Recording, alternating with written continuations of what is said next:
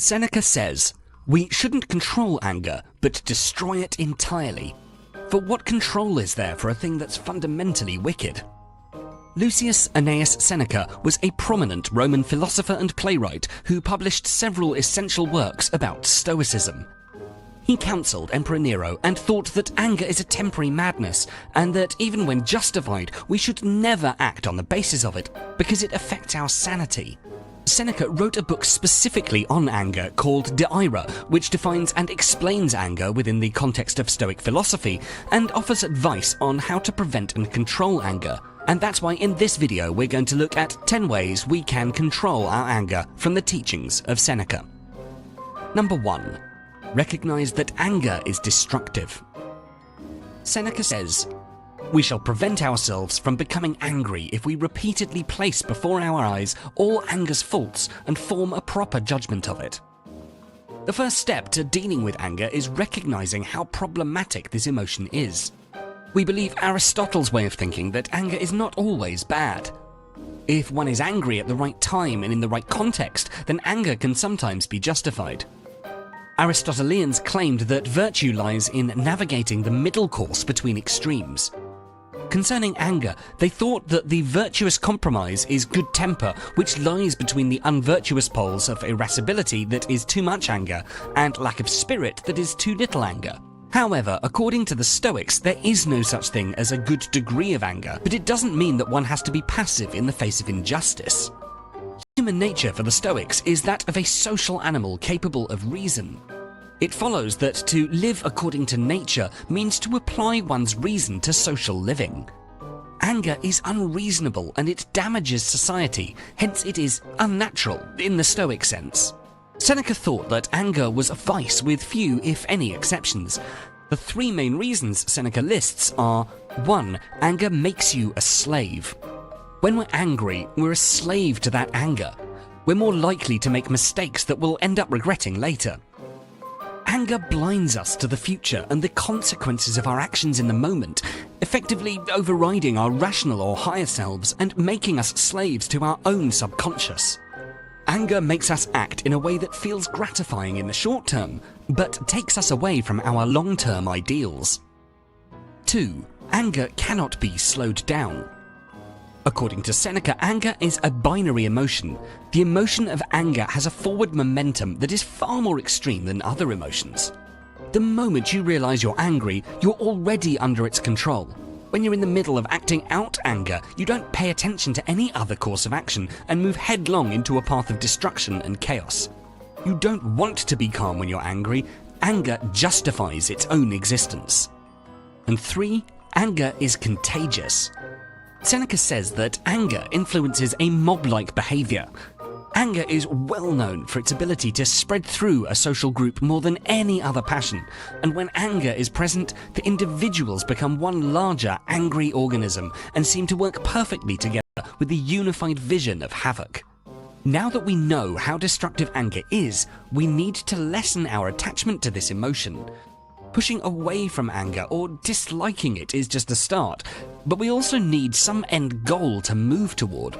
That goal, according to the Stoic philosophy of life, is the attainment of tranquility, which is the state of peace and quiet. Number 2. Recognize your anger triggers and learn to control them. In the words of Seneca, "And so the best course is to treat the sickness as soon as it becomes apparent. At that time as well giving oneself the least freedom of speech and curbing emotion."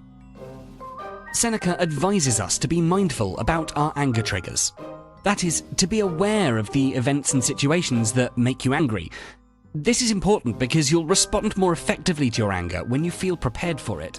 If we practice mindfulness, we'll not only be able to detect the macro patterns that trigger our anger, but also see the specific thoughts that arise and lead to that emotion of anger. The benefit of this is that we'll be able to catch and neutralize them far earlier. Here are some common anger triggers. Being treated unfairly. For example, someone cutting in front of you in a queue, or your boss gives you an inaccurate evaluation at work. Responding to time pressures and frustrations, like leaving a bit late for work and running into traffic, or someone texting you while you're working. Experiencing dishonesty or disappointment, such as your partner cheating on you or your boss failing to give you the raise you were promised. Encountering threats to self-esteem, like receiving a bad grade or getting rejected. Running into prejudice and discrimination, for example, racial or ethnic differences or a disability. And finally, getting attacked, such as being mugged or domestic violence or even just random accidents.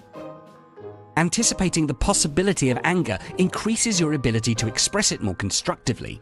Hence, the more mindful we become about our anger, the more we'll be able to slow it down in the earliest stages of its onset.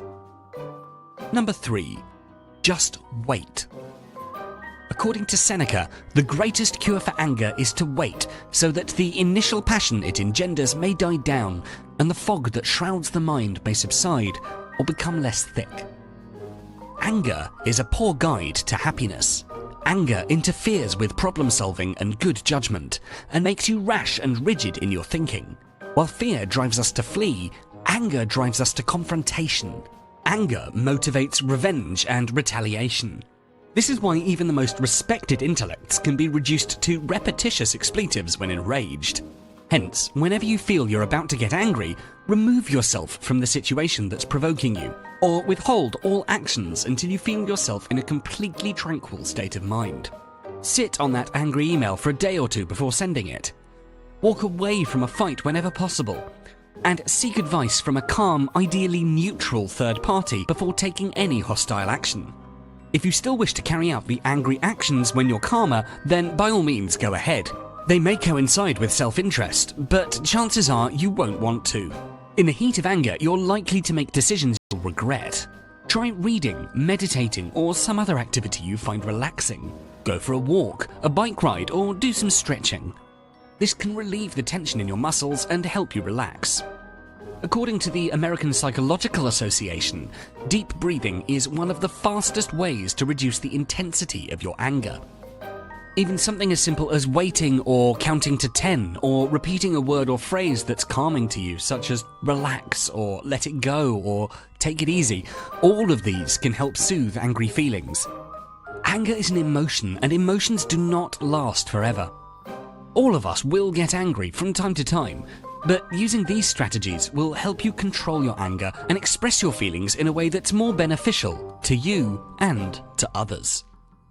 Number 4. Use art and music to calm the mind. As we learn from Seneca, hot-tempered people should avoid studies that are demanding, or at least engage in ones not liable to end in exhaustion. The mind should not occupy itself with hard tasks, but should be given over to pleasurable arts. Let it be calmed by reading poetry and charmed by the tales of history. Let it be treated with a measure of gentleness and refinement. If you're prone to frustration and anger, Seneca believes finding art or music that soothes you will prove beneficial in your pursuit of a tranquil mind. In modern times, we call this form of anger management expressive theory. Expressive theory encourages people to yell, scream, and pound pillows to get out their built-up anger. The pillows represent the people from their past and their unresolved anger issues. The term expressive therapy also refers to using creative arts as a method of managing anger. This type of therapy is also known as creative arts therapy and expressive arts therapy. Proponents of using expressive therapy as a method of anger management believe that the body will heal through a combination of creative expression and the use of imagination. During an anger management counseling session or class, therapists help identify the anger triggers and unresolved anger issues. Although there are many types of expressive therapy for anger management, the most common ones are music therapy, art therapy, dance therapy, drama therapy, and writing therapy. Nearly any type of art can be calming. Music is a universally loved art form that has the capability of causing an emotional and physical reaction in the listener. It can make you feel more energetic, happy, or sad. When music is used as a form of expressive therapy in managing anger, it's used as a mood stabilizer. When you feel angry, turn on the radio or listen to tracks on your phone and it will help you relax. Number 5. See yourself as an offender. Seneca says, "Let us put ourselves in the position of the man who's making us angry. In point of fact, it's an unjustified estimate of our own worth that causes our anger, and an unwillingness to put up with the treatment we would happily inflict on others. Trying to see yourself in others is a great exercise for how to deal with anger. When we get angry, we're typically outraged at the actions of others. But in all likelihood, we've acted just like them at some point in our lives. Ask yourself, how many times have I acted badly? Have I ever acted violently? Have I ever said mean things to someone I later regretted? Have I ever manipulated someone? As humans, we all share more similarities than differences. We've all acted in regrettable ways and then realized later that our free will is not so free, but is in truth owned to a large degree by our passions. Number 6. Heal rather than punish. Seneca asks us, how much better is it to heal a wrong than to avenge one? Vengeance takes considerable time and it exposes a man to many injuries, while only one causes him resentment. We always feel anger longer than we feel hurt. When someone directs their anger towards us, it's very common to want to take revenge, to punish people for their wrongdoing. This is the idea behind having a prison system. When someone breaks the law, we deal with that law breaking by punishing them, in the hopes that they'll reform and stop acting in those harmful ways. Unfortunately, what often happens is that people come out of prison as worse offenders than when they went in. The point of having prisons is to punish people who've committed offences. That is, it's about revenge. But the most advanced prison systems in the world, usually to be found in Scandinavian countries, are based on the entirely different axiom that the point of prison is to reform the criminal, to improve him morally, and to eventually allow him to rejoin the broader society from which he's currently excluded, and in doing so prevent a recurring offence. This is perfectly in accordance with Seneca's belief that being angry at someone only adds further damage to the situation, while discretion allows healing and at the same time recognizes that there has been an injustice. This is a very constructive attitude when carried over to interpersonal situations involving anger, as it puts the victim in a more powerful position as healer rather than punisher. The act of revenge carries with it connotations of anger. If anger is bad, then the goal should be to rid anger both in ourselves and others. Number 7. Choose your friends wisely. Seneca says, choose men who are honest, easygoing, and have self-control, the sort who will not arouse your anger and yet will tolerate it. According to research by social psychologist Dr. David McClelland of Harvard, the people you habitually associate with determines as much as 95% of your success or failure in life. But Seneca realized this truth thousands of years ago. Anger spreads faster than fire. Hence, if you know you're prone to anger, then you should not surround yourself with friends who trigger that anger or provoke you. The provoker is someone that provokes someone in order to get a response or some type of reaction. Whether someone knows that they're a provoker or even if it's on some hidden subconscious level, they're capable of just as much damage as someone that's abusive. A provoker could be from our friends, from our colleagues, or even our family members. Many times in those relationships, we even feel a struggle to leave because we get so used to a person, and even when they're toxic, we stay. It's important to keep control over our lives and remember that the goal is to achieve tranquility of mind, for which we need to be happy in all of our relationships, including our friendships and our family relationships. So surround yourselves with people that bring more joy into your lives instead of creating more misery and turbulence for you. Seneca also advises us to resist the urge to be curious if we want to keep a peaceful mind. Even if you're surrounded by the most amazing people, you're curious to hear what your friend said about you, or curious to read the messages of your partner who was texting someone attractive. If your goal is to maintain a tranquil and undisturbed mind, you should not want to seek out information that will likely cause you despair. Number 8. Don't seek reasons to be angry. To quote Seneca, it makes you angry that a slave has answered you back, or a freedman, or your wife, or a client. You then go on to complain that the state has been deprived of the freedom of which you have deprived those under your own roof. We always give too much importance to ourselves. We live in a world of comfort and luxury. This eventually weakens us and makes us soft and thin-skinned. We grow up spoilt and learn to expect things from the world and then get angry when those expectations aren't met. We get angry at almost every minute thing. We get angry when we misplace our things, when we get cut off by bad drivers, or when one of our friends makes an inappropriate joke. At such times, anger makes us feel perversely good. It makes us feel free.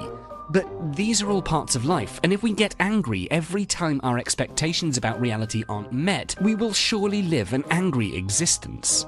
In order to deal with daily anger triggers, the Stoics practice what they call negative visualization. They visualize the worst-case scenario and all the things that could go wrong so that they would be ready for whatever may come, but also grateful for the times when negative occurrences were absent.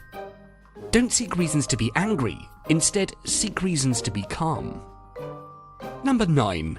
Use self-deprecating humor. Seneca asks us, what should a wise person do when given a blow? Same as Cato when he was attacked. Not fire up or revenge the insult, or even return the blow, but simply ignore it. If we feel that we simply must say something in response to an insult, the Stoics recommend that we engage in self-deprecating humor. Seneca points approvingly to Cato's use of humor to deflect a particularly grievous insult. Cato was pleading a case when an adversary named Lentulus spat in his face. Rather than getting angry or returning the insult, Cato calmly wiped off the spit and said, "I will swear to anyone, Lentulus, that people are wrong to say that you cannot use your mouth." Self-deprecating humor is a practice in which we insult ourselves even worse than the insulter did. By turning an insult into a joke, we prevent the insult from taking root in our psyche, where it will cause us to experience needless anguish. By laughing off an insult, we're implying that we don't take the insulter or his insults at all seriously. This belittles them and denies them dominance over the situation. It's therefore a response that's likely to deeply frustrate them, and hence a humorous reply to an insult can be far more effective than a counter-insult would be. Number 10. Practice self-reflection. And in our final quote from Seneca for this video, he tells us, "All our senses should be trained to acquire strength. They are by nature capable of endurance, provided that the mind, which should be called daily to account for itself, does not persist in undermining them." When you reflect on your own character and actions, you'll gain a greater sensitivity or mindfulness towards how you think and what triggers you into negative emotions. You can start by keeping your anger journal. An anger diary or journal can be a useful tool to help you track your experiences with anger. Make daily entries into your diary that document the situations you encounter that angered you. In order to make the diary most useful, there are particular types of information you'll want to record for each provoking event, such as what happened that gave you pain or made you feel stressed? What was provocative about the situation? What thoughts were going through your mind? On a scale of 0 to 100, how angry did you feel? The purpose of your diary is to help you identify patterns of behavior and specific recurring elements that really push your buttons. With daily self-reflection, you can understand the ways in which you experience anger and plan strategies to cope with your emotions in more productive ways. If you enjoyed this video,